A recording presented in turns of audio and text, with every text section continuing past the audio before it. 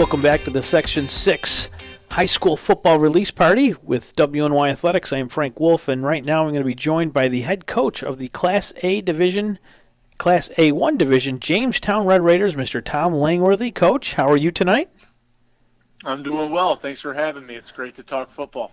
Yes, it is. And with everything else that's going on right now, I couldn't think of anything better to do, to be quite honest. But, Coach, Jamestown was really putting some pressure on the Double A last year, especially towards the end, had some incredible wins, and a lot of good players came out of their shells, if you will, made incredible strides.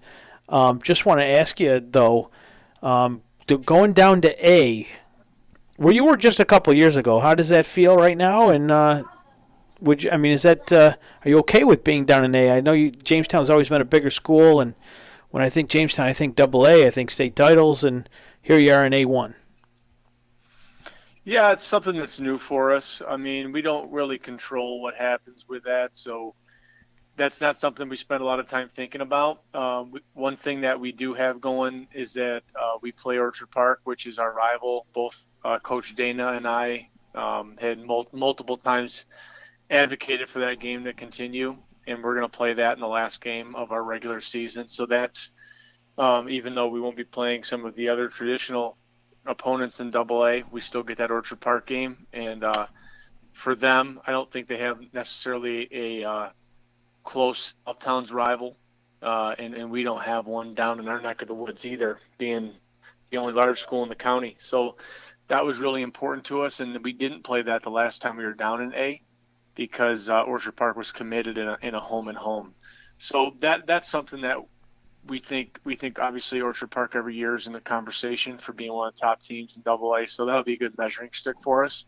But I think you also look at A, and there's a lot of great teams in A. I mean, clearly, you got South Park, who's returns a lot and very good, very well coached.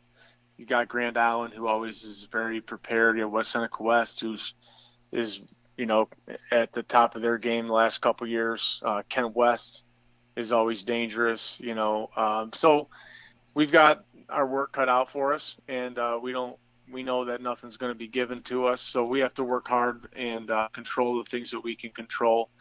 Right now, that's a little bit more difficult, not having contact with kids, but we're not making any excuses for that either.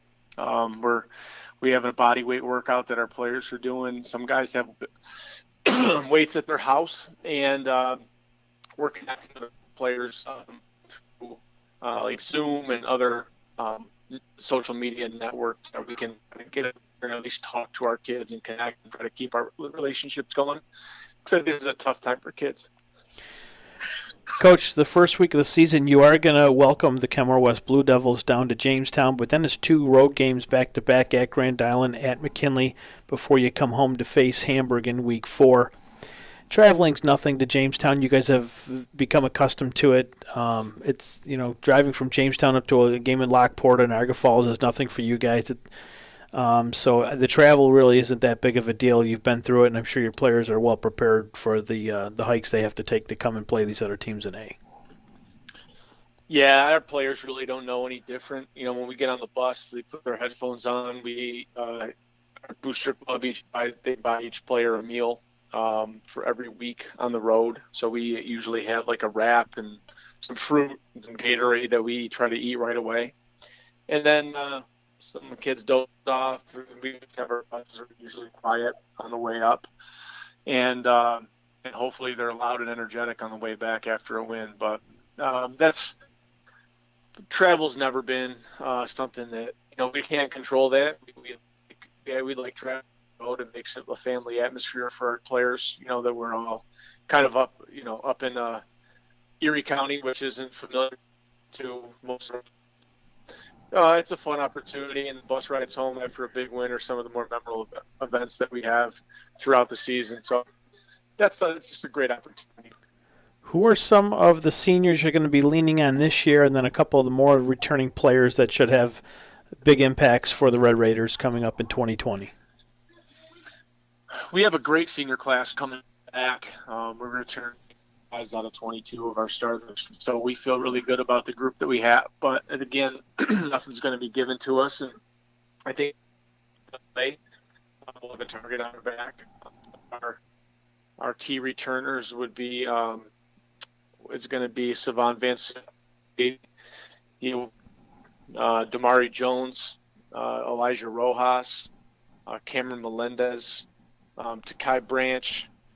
Um, those are some guys to name a few. And then we also have some underclassmen that are going to return for another year. Trey Drake will be a sophomore at quarterback. Jalen Pichera will be a junior at running back and linebacker.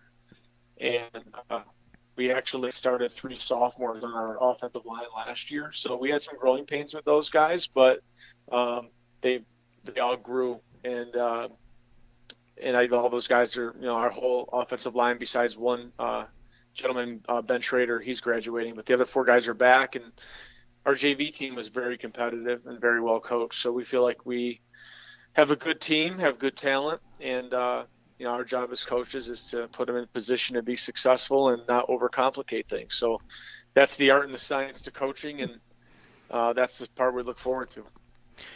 Well, Coach, I really appreciate your time.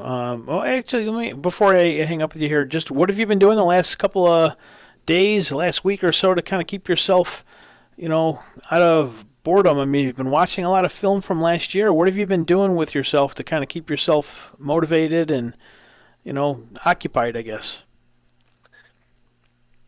Well, I worked all last week. I'm an assistant principal at the high school, so we had some work to do. We had to coordinate getting some our food service, getting meals out to families, and also we were loaning out computer devices and iPads to our students so they can work from home. So that was we had pretty much all week of working and tried to coordinate with teachers and getting work to kids. Obviously, this is unprecedented, so this is something that we are all working on together. But our team at Jamestown Public Schools team did a great job, and our students have opportunities to learn at home, and our teachers have been doing a nice job getting work to them. But outside of that, one of my goals in the off season is to watch every play from 2019. So I think I'm almost done with our 7th game out of 9. So we're trying to watch every game and take notes and try to analyze what we did well and what we need to do better. And there's also some books that I'm reading in the off season, just trying to stay well-rounded and stay hungry and just make sure that I have a growth mindset. Also, we went to one clinic in Pittsburgh, and we were going to go to a couple more, but those have been canceled. So we've had a couple of coaching staff meetings using an app called Zoom, which is video conferencing, just trying to connect and stay to communicate with our coaching staff. So we're staying busy. We're making no excuses for this, and everybody's in the same boat. So we're just trying to do the best we can given the situation, and that's really what we do on the field as well. We play the hand we're dealt, control the things we can control, and I think those are good lessons for kids because this will be a time that kids will remember.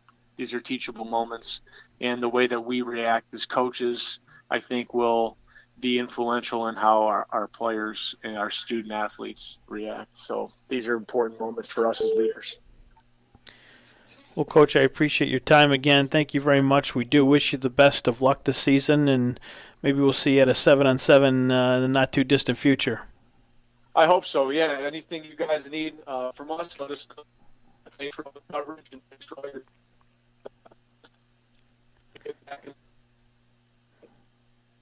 Will do for sure, Coach. We were losing him a little bit at the end there, but we'll have that full audio in demand as well, so you can listen to it anytime. As we continue on with the Section 6 High School Football Preview Show for Season 2020, it's the scheduled release party. Frank Wolf, WNY Athletics, will be back in a few moments with more of our schedule.